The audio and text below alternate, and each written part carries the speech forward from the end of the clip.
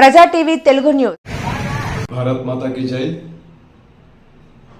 April 22 Jammu Kashmir పెహల్గాంలో టూరిస్టుల మీద పాకిస్తాన్ ఉగ్రమూకలు ఏ విధంగా కాల్పులు జరిపారో మనందరికీ తెలిసిన విషయమే. పాకిస్తాన్ ఏ రోజు ఎదురుదాడి చేయలేదు. అదొక పిరికిపంద చర్య. దానికి ప్రతీకార చర్యగానే ఈరోజు అర్ధరాత్రి 1:44 ఆపరేషన్ సింధూర్ నాంసే. ఎందుకంటే సింధూర్ అని ఎందుకంటే ఎవరైతే ఉగ్రమూకలు ఉన్నారో వారి భర్తలు గన్ను చూపించి పోయి నీ మోడీకి చెప్పుకోపో ఏం చేసుకుంటారో అని ఒక మెసేజ్ ఇచ్చారు.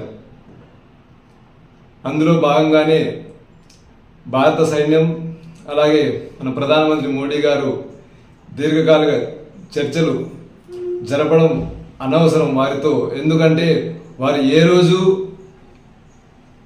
ఎదురుబదురుగా వచ్చి దాడి చేయలేరు. ఎందుకంటే పాకిస్తాన్ ఏ రోజు కూడా దొంగచాటుకు దెబ్బతీయాల్సిందే. అందుకనే ఈరోజు ఆపరేషన్ సింధూర్ భాగంలో భారతదేశమే కాదు ప్రపంచ దేశాల నుంచి కూడా మనకు ఆదరణ లభిస్తూ ఉంది. కాబట్టి ప్రతి ఒక్కరూ కూడా ఒక సైన్యం ఒకటే కాదు, భారత్ బార్డర్స్లో సైన్యం ఉంది. సైన్యం ఒక్కరిదే బాధ్యత కాదు, ప్రతి పౌరుడికి బాధ్యత అనేది ఉంది. ఎందుకంటే మీ చుట్టుపక్కల ప్రాంతాల్లో ఎవరైనా మీకు అనుమానాస్పదంగా కనిపించినా, అనుమానాస్పదంగా ఏవైనా వస్తువులు కనిపించినా వెంటనే సంబంధిత పోలీస్ స్టేషన్కి తెలియజేయగలరు. ప్రతి ఒక్కరి మీద బాధ్యత ఉంది. ఒక సైన్యం బార్డర్లో ఉంది చూసుకుంటుంది అని కాకుండా ప్రతి ఒక్కరి మీద బాధ్యత ఉంది. భారత ప్రభుత్వం ఏం చేసినా మనం వారికి తగ్గట్టుగా అండగా నిలబడాలని కోరుకుంటూ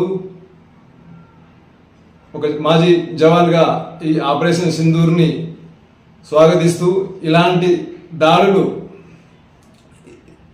పాకిస్తాన్ మీద ఓన్లీ ఉగ్రవాద స్థావరాల మీద దాడి జరిగింది, అది గమనించాలి. పాకిస్తాన్ లాగా పిరికిబంది చర్యల్లాగా కాదు, ఓన్లీ ఉగ్రవాద స్థావరాలను మాత్రమే భారత సైన్యం పేల్చేసింది. కాబట్టి పాకిస్తాన్ కూడా ఇది ఒక చెంపదెబ్బ లాంటిది. పాకిస్తాన్కి ఇది ఒక గుణపాఠం. ఇలాంటి చర్యలు మరీ జరగచ్చు. కాబట్టి ప్రతి ఒక్క పౌరుడు అలర్ట్గా ఉండాలి. ఏ విషయమైనా మీకు అనుమానాస్పదంగా అనిపించినా దగ్గరలోని పోలీసులకు కానీ మీ ప్రకృతి తెలిసిన వాళ్ళకి కానీ విషయాన్ని చేరవేయగలరు. ఎందుకంటే యుద్ధ వాతావరణం బార్డర్స్లో ఎలాగుందో మనం కూడా అలాగే అలర్ట్గా ఉండాలి. ప్రతి ఒక్కరూ మనం ఒకరికొకరు సపోర్ట్గా ఉంటేనే మనం భారతీయులాగా